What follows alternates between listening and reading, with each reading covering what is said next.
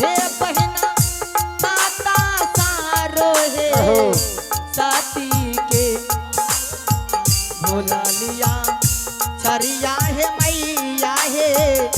श्री राधे भोला लिया छरिया माता जी आहे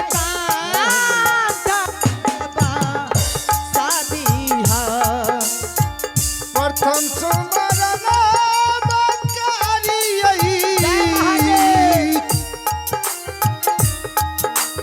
आगे माता देवी गे दुर्गा का गे मैया माता देवी गे दुर्गा के रखी है न जरिया गे माता गे रखी है न जरिया गे देवी माँ आगे साबा के गे बीच तब सोमरनिया के करियई आगे सात बहिना दुर्गा हे भैया सात बहिना दुर्गा के रहियता हैये भवानी हे रहियता तमैया हे आहे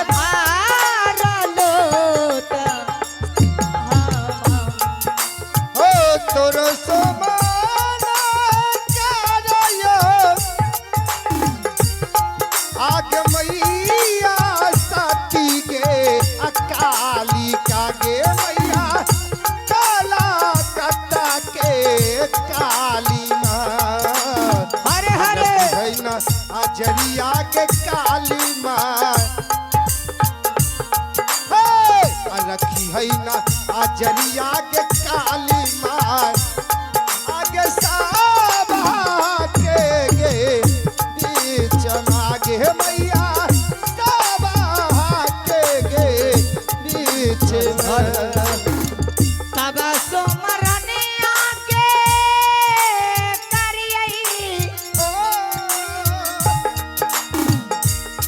आगे माता पिता चराना में हे दीदी माता पिता चराना में जोना मैया जलकई बहिनिया जोना मैया जलकई है दीदी है आहे हमारो के नानिया ओ तब समरन करियई जह जह आहो माता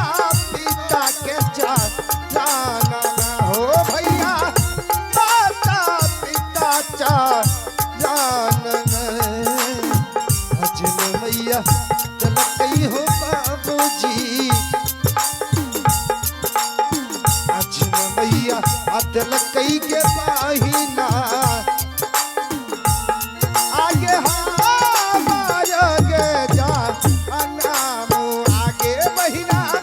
हमार गे जा नाम ओए तब सोमरनिया के करियई आ गया अपन गोरोए देवा कहे बहना अपन गोरोए देवा का जोना गुरु जलकई सहेलिया जोना गुरु जलकई है दीदी है आहे बोधिया है कि या नाम है सवा बिच समरन करियई आहो गोरू जी के जानन हो भैया गुरु जी के जानन भजन गुरु अदल कई के बाहिना अदल कई हो भैया जी आहो बुधिया होगी या ना हो भैया बुधिया होगी या ना पूर्व सुमरनिया के करियई आगे ओ कालोगे सो रोजा काहे बहिना ओ कालो तासो रोजा के जिना काके चढ़ई तमैया हे जिना काके चढ़ई तमैया जी आहे तो